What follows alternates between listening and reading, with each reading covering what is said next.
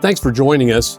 This summer's Supreme Court decision in the Dobbs case, which involved access to abortion and abortion rights, has really set off a lot of questions that today's employers are facing and questions their employees are asking them when it comes to coverage by healthcare plans you may offer your workforce or policies you may want to institute. So today we've got two of our experts from McAfee Taft, my partners Judy Burge and Brandon Long, and we're going to address those issues that you as an employers are going to face from a legal standpoint, as well as perhaps some questions you're getting from your employees.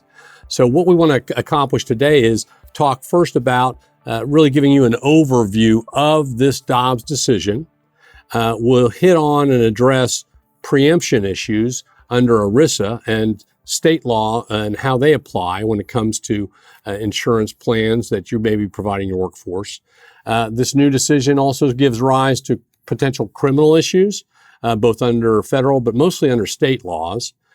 We will be addressing federally mandated abortion benefits, as well as civil lawsuits and state actions you as employers and HR professionals might have to address and deal with. And then we'll close by providing options for employers, those with self-funded plans, as well as fully insured health plans. As a starting point, let's talk about the Dobbs decision. And the effect of the Dobbs decision, which came out in June of this year, overturned two predecessor cases that have been precedent for some time, the Roe v. Wade case and the Planned Parenthood versus Casey case. And the effect of this new Supreme Court decision was to really put in the hands of the states whether there should be any sort of limitations or prohibitions regarding access to abortion or access to abortion treatment and those kinds of issues. So it really has thrown it into the states in a state-by-state decision.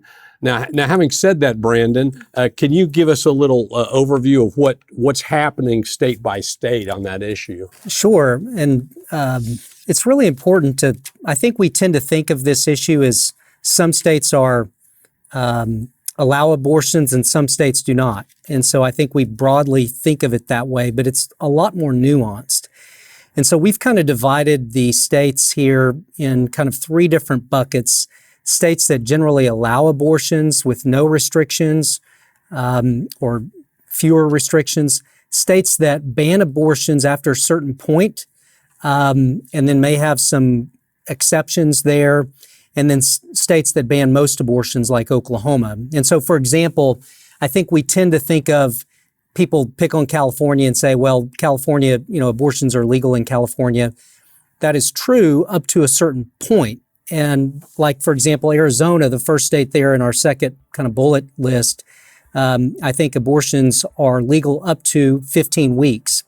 And so every state's a little bit different. For our larger employers that operate across multiple states, this creates particular issues for you because you really need to know, regardless of, and we should kind of point out at the beginning that none of our comments in any way are political, because this is very much an issue where there are very strong opinions on both sides. What we're seeing is that our employers have questions about it, but also their employees are sending emails, they're writing letters, making demands kind of on both sides. And so helping our clients navigate through these issues. And those of you that operate in multiple states with employees all over the place, it can be particularly tricky for you and your benefit designs and what you do and don't do as you move forward.